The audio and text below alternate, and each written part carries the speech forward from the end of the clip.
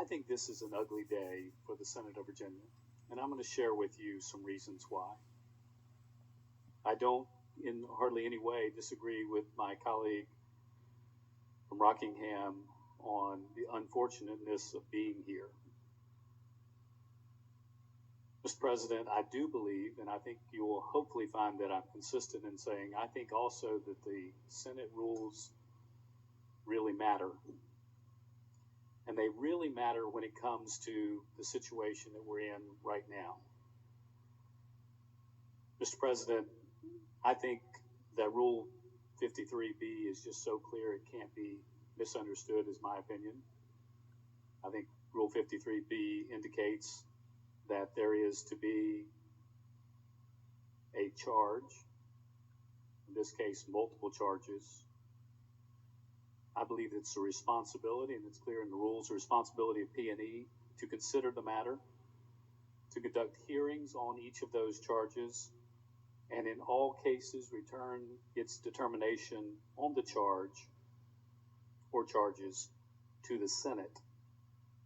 They're required to report the recommendations on the charge and report the reasons for its resolve.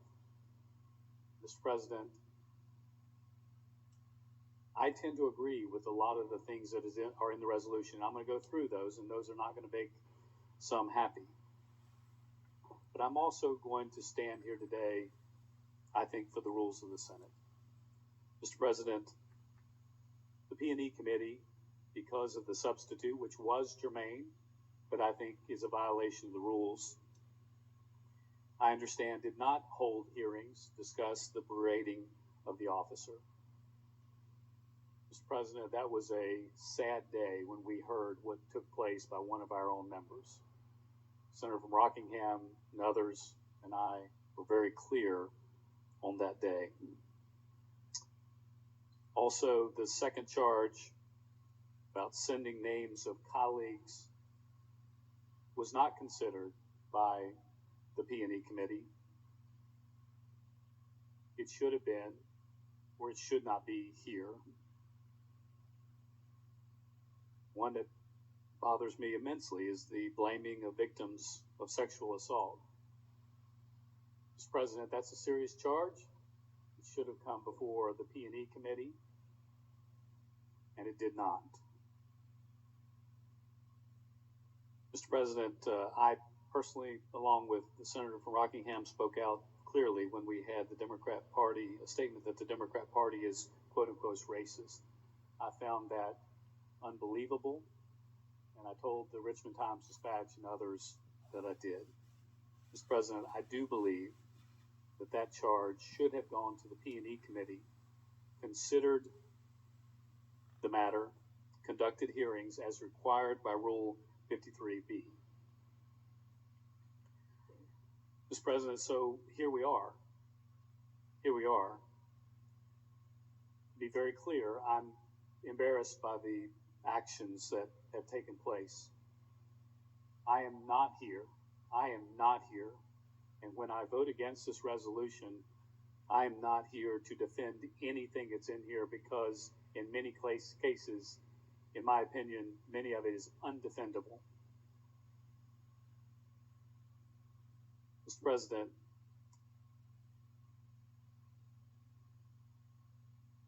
I really hope that the Senator from Chesterfield has the opportunity to get the help that's needed. This series of items that are in this list represent to me a bit of a call for help. And I hope that she gets that help. But when you see the bit of the arrogance and the only way I boil it down is the hubris that really comes out and the lack of authenticity as well, it's disturbing. Mr. President, as most of you probably know, I don't support the Senator's desire to become governor of Virginia. I don't even know if it should extend to re-election to this body. Not been in favor of readmission to the Republican caucus. Not sure about capability of future office. But, Mr. President, I will tell you this, just as I have done over and over on the floor of the Senate, while I do not support any of the actions that are mentioned here, we have a rule. The rule is pretty clear. You bring charges in a resolution, they go to the P&E committee, they're investigated, there's a report, and based on those charges, actions are recommended to this body. Because of a substitute yesterday, which was germane, but I believe in violation of the rules, that process has not taken place. You're going to have some people today that I think are going to vote no to the resolution because they don't support the actions that the senator has made, but they do support the rules of the Senate. Mr. President, I think the right way for this to be handled is for it to go back to P&E, for them to do what they're charged to do in Rule 53, bring back what's required in Rule 53, because this is a solemn moment. The Senate only does this a couple of times every century, and I think it should be done right. Thank you, Mr. President. Thank the Senator. And Senator Newman, I just want to be clear, is the Senator making a motion